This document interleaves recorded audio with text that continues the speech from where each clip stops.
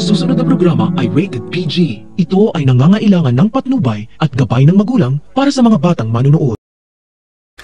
Sa wakas, malalaman na rin ni Lola Aurea na matagal na pala siyang niloloko ng peke niyang manugang na si Sonia dahil may tinatago itong sikreto tungkol sa mga anak niya. Final na ang desisyon ni Lola Aurea na ipamana sa iba ang pinaghirapan niyang ipundar na kumpanya dahil napatunayan ni Johan at Joanna na hindi sila karapat-dapat sa mana.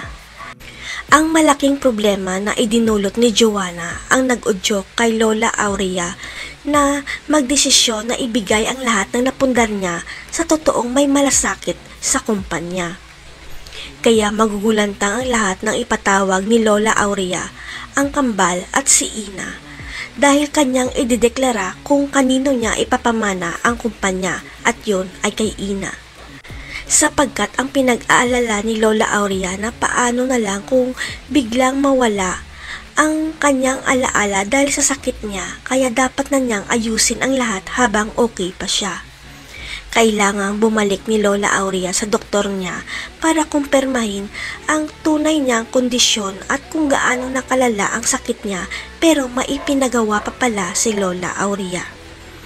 Ang hindi alam ng lahat, pagkatapos ng check-up ni Lola Aurea, sikretong ipina-DNA test niya ang kambal dahil mahinala siya na parang hindi niya tunay na apo si Joanna.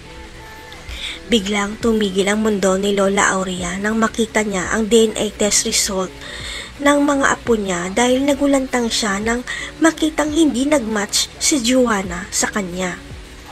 Ang hindi alam ng lahat sa Korean version ng drama, hindi kambal ang mga apo ng matandang bida. Ibig sabihin si Joanna pala ay ang anak ni Sonia sa ibang lalaki.